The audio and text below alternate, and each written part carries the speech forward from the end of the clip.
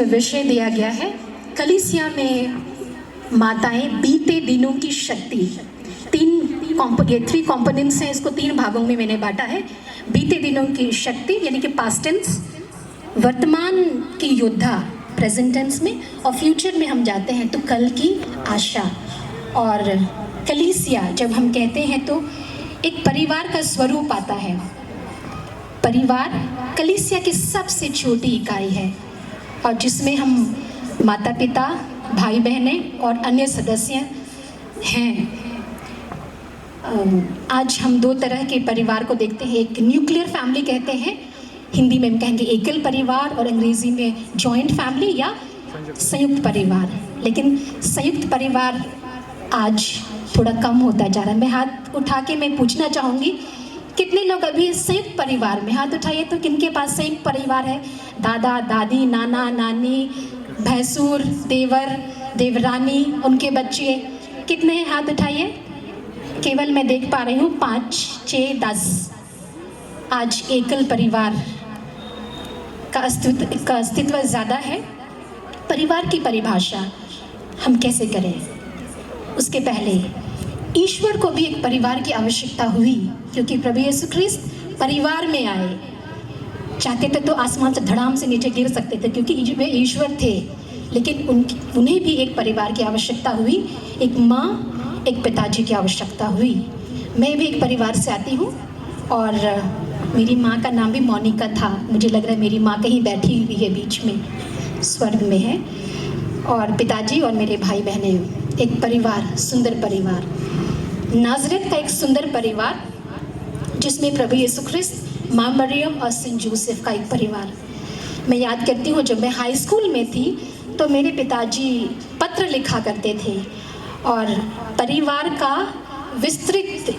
की विस्तृत जानकारी मुझे देते थे लिखकर कि जय यीशु बेटी लली, प्यार से मुझे लली बोलते हैं इसलिए, जय यीशु बेटी लली, घर में सभी ठीक हैं, माँ थोड़ा बीमार है और तेरा भाई स्कूल जाता है, 3 बकरी के बच्चे हुए हैं, 3 पठरू हमारे घर में हैं, 2 बछड़ा है, बछरू, और हमारा भारत भी ठीक है।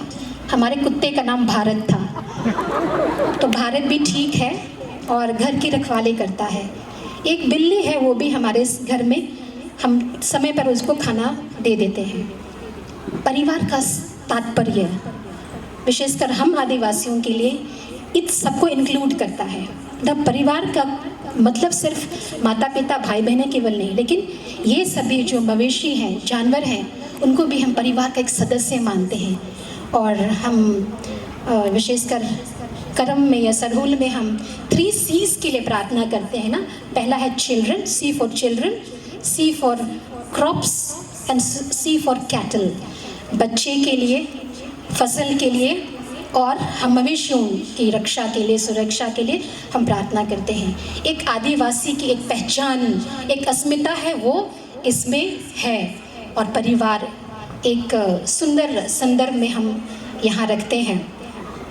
और साथ में हम कहते हैं who is the head of the family. यदि मैं भी आपको पूछूं तो आप किसे कहेंगे? Who is the head of the family? परिवार का मुखिया कौन है? कोई जवाब दे देना चाहिए। उधर से पिता, इधर से पेरेंट्स, पापा से दोनों आ रहा है। एक बच्चे को, छोटा बच्चा था, उसको उसकी माँ ने कुछ गाली बका उन्होंने, इसीलिए 1 थप्पड़ मारा। उसके बाद में और 2 थप्पड़ दूसरा गाल में भी मारी। तब बहुत गुस्सा हो गया वो बच्चा। फिर बोलता है कि इंग्लिश मीडियम में पढ़ता था इसलिए, पापा tell me who is the head of the family, और किसको राइट है मुझे मारने का, किसको पहला राइट है मुझे मारने का? तो उनके पापा ने और 1 थप्पड़ दिया। उन्होंने कहा, मम्मी तुम्हें 9 महीने तक अपने कोख में रखा, अपने गर्भ में रखा, और बहुत दर्द में तुमको उन्होंने जन्म दिया, इसलिए उसको पहला राइट है, पहला अधिकार है तुम्हें मारने का। मैं तो सिर्फ कमा के लेके आता हूँ और आपकी पढ़ाई में और अन्य खर्च में करता हूँ। आज हम कहते हैं, आपने जवाब दिया पिता, इधर से जवाब आया पेरेंट्स। और मैं यही कहना चाहूँगी, who is the head of the family. आज मैं who are the heads of the family, मैं वही पूछूंगी। दोनों ही हैं, माता और पिता दोनों ही हेड ऑफ द फैमिली है। कई बार हमारी माताएं जो हैं अपना सरनेम चेंज नहीं करती शादी के बाद भी। कितनी माताएं यहाँ पर हैं जो कि अपना गोत्र चेंज नहीं किए हैं शादी करने के बाद भी? कोई है इस दुनिया में? अरे बहुत हैं। मुझे लग रहा है कि 50% है इनकी जो कि अपने गोत्र को, पिता के गोत्र को शादी के बाद भी चेंज नहीं करते और कोई तकलीफ नहीं है अभी। और जब स्कूल में हम नाम देते हैं तो जनरली पहले हम लोग पिता का नाम देते थे, लेकिन अभी दोनों ही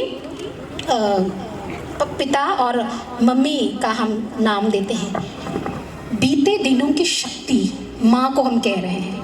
कई रूप में हम देखते हैं नारी को या माँ को शक्ति के रूप में। हिंदू धर्म में कहेंगे तो दुर्गा माँ, काली माँ, और रानी लक्ष्मीबाई को, रानी दुर्गावती को हम देखते हैं। कैसे एक माँ जो है शक्तिशाली है वो शक्तिशाली। जन्म देने में जो ताकत वो लगाती है, उससे उसकी शक्ति का वो नापा जा सकता है कि वो कितना मजबूत है। दूसरी बात, इतिहास पे मैं ले जाते हैं, जो कि बीते दिनों की वो शक्ति है।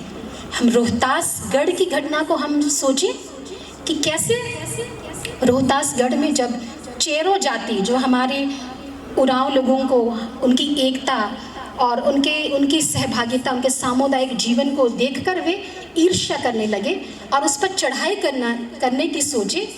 और एक लड़की थी जो दूध लाने जाती थी राजा के पास, और उन्होंने बताया, चेरो लोगों को बताया कि बताओ मैं कि आप कब उन पर चढ़ाई कर सकते हैं उरांव लोगों पर।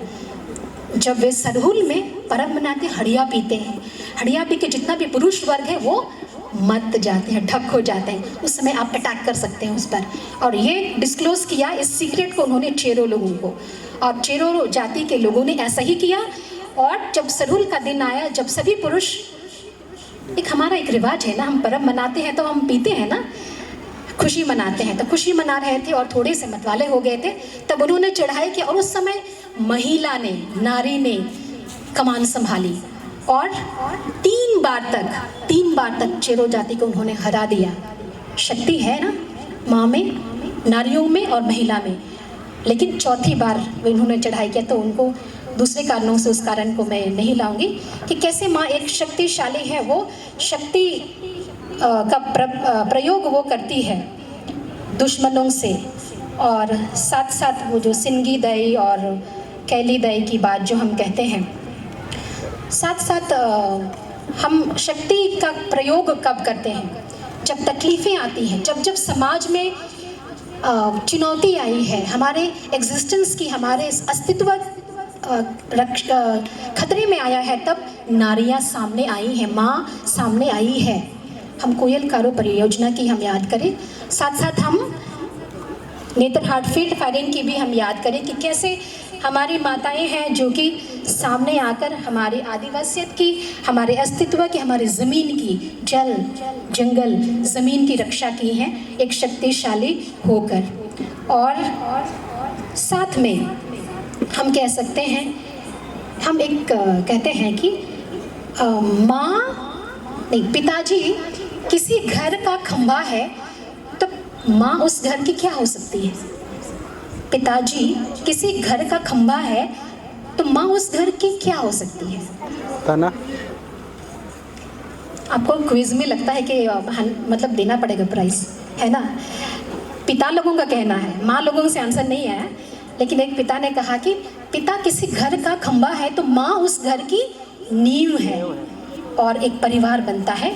और अगर फाउंडेशन, नींव अगर इतना मजबूत नहीं होगा तो हम घर को गिरा देंगे और वो कोलैप्स हो जाएगा। परिवार ईश्वर की एक देन है, भाई बहन माता पिता ईश्वर की एक देन है।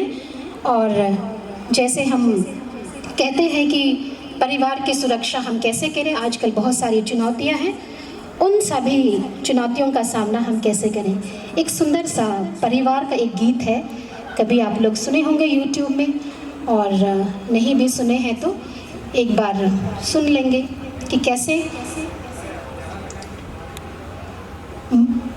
परिवार की महत्ता हे पिता तू हमें बता।